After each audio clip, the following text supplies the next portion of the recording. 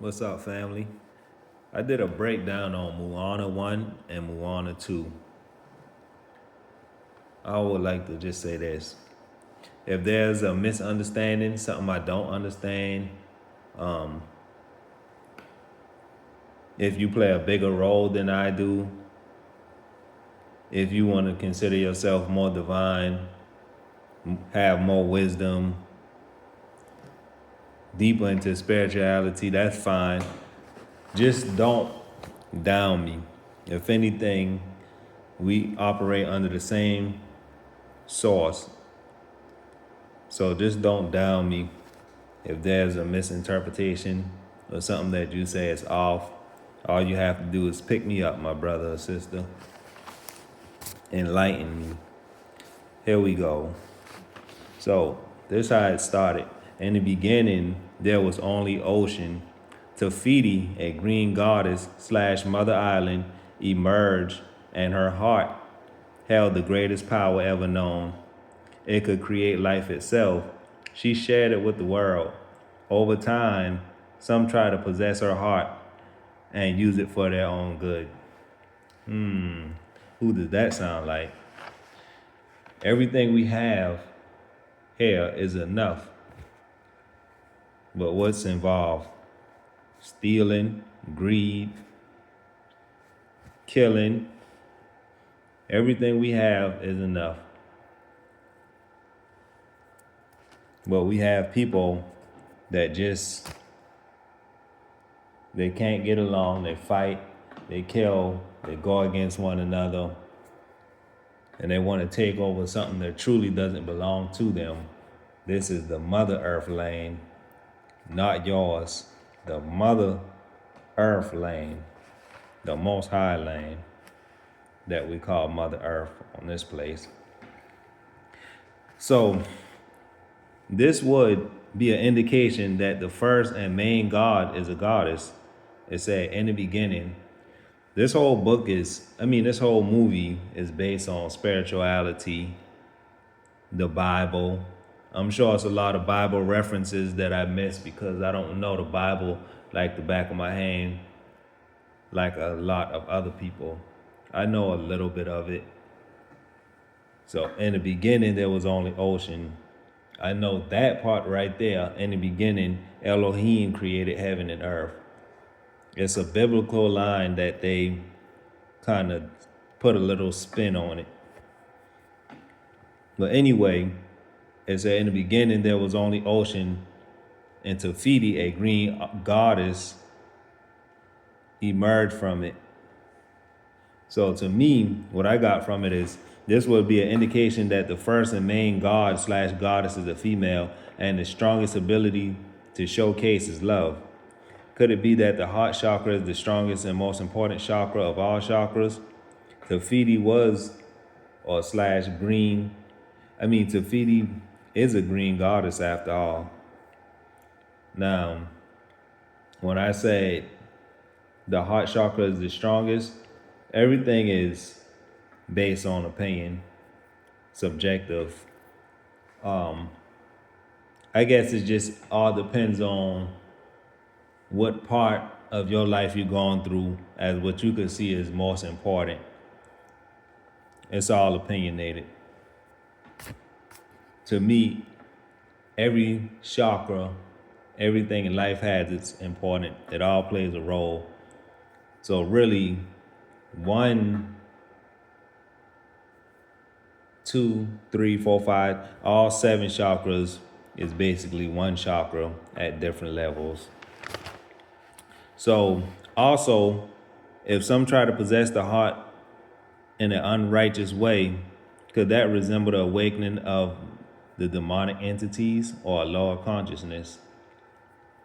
These questions that I ask myself after paraphrasing the movie. So what I would do is the movie would play and then I would pause it and then I would ask myself questions or write down notes that kind of align with what's being said. So let's go to the next part. Maui, a demigod, is half mortal, half god, a shapeshifter that carries a magical fish hook. The magical fish hook.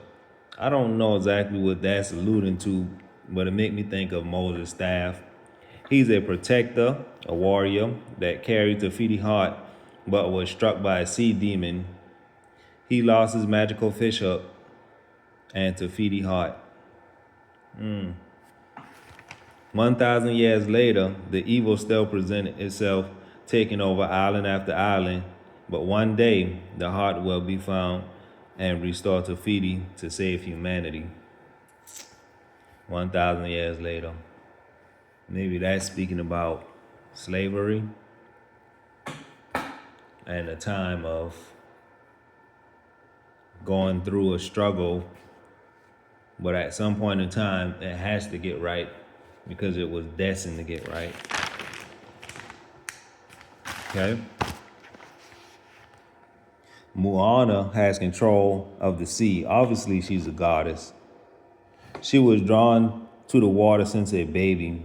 The water could represent a womb, as it's above and below. In a song, the grandmother said, "You may hear a voice inside, frequency, synchronicities. You may hear a voice inside. And if it starts to whisper, follow the farthest star, because it's who you are." So obviously, she has a connection to the divine. She's a star seed. Now, the farthest star, I don't know exactly what it's indicating or what it's saying, but I think of the North Star because it's a navigational star where you can follow it and it can lead you to where you need to go. But I could be completely wrong. That's just how I look at it. The father walked Moana to a sacred place and said, "One day you will place a stone on the mountain like all other chiefs who came before." A sacred place. The fishes started to dry out and die off. The coconut started to die. So Moana wanted to go beyond the reef, which is a safe zone. The father wanted to stay within the reef where the tribe was safe because the father's best friend went beyond the reef and he died. So it upset him. The grandmother said when she died, she'll come back as a stingray. And she had a stingray tribal mark as if she already knew the outcome. She gave sacred messages of course to Moana. Obviously, she was a very wise woman. She was full of wisdom. The grandmother told Moana to bang the drums in a sacred place. When she did, she heard a drum noise play back to her, as if her ancestors heard her, and it related an answer or give her guidance. The grandmother said, "The ocean chose you." And Moana said, "I thought this was a dream."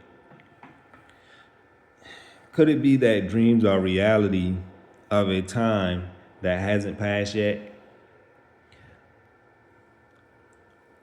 Or a past that you don't remember? Uh,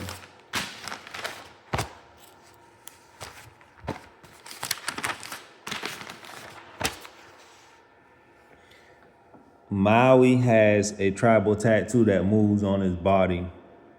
The tattoo of tribal marks gives testimony of feelings or direction on what to do. It stands for guidance, maybe a marking of the righteous ancestors to lead you the right way. The coconuts was after the heart that restored to Fidi. That doesn't mean that the coconuts are enemies. It could mean that they want to restore to Fidi, just like Moana, but they are portrayed in a different light.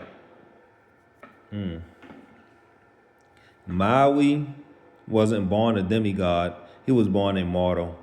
His parents threw him into the sea, and he was found by the gods. They gave him his magical fish hook. Again, the magical fish hook kind of remind me of Moses' staff, because so many things could be done with the staff. But like I said, I don't know all the answers. I'm a humble man. I'm always willing to listen to different opinions or to learn something that I don't completely know. It's fine. Moana helped Maui regain his confidence with words that touch his heart.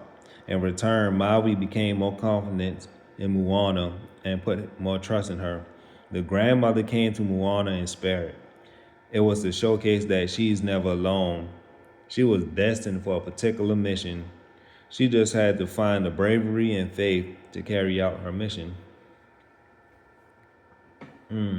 Oh yeah, and when it says what part I'm looking for,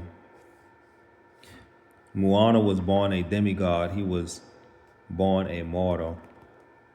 His parents threw him into the sea. When it says parents threw him into the sea, maybe that means to be baptized or purified by the waters. That's what I'm thinking. So, this is my summary of it all. The evil entity of the water turned out to be Tafiti. It wasn't that Tafiti was evil in itself, it was to symbolize that what happens when you take away the heart or stop believing in the source that provides life to all things. When you put the heart back where it belongs, it restores the life that's within, which is what Moana did. She had faith, courage, compassion, love, willpower, and a mission to carry out because she trusted herself with the guidance of Maui and her ancestors. She was able to conquer her purpose or mission. Though she completed the mission, she couldn't do it alone. It's a beautiful story of trusting your inner self, trusting the people around you that are willing to lead you the right direction, trusting your righteous ancestors, relying on spirit. Continue to fight back when you feel like giving up. There's more at stake than just you alone. Everything is. Hopefully, y'all enjoy that. One love.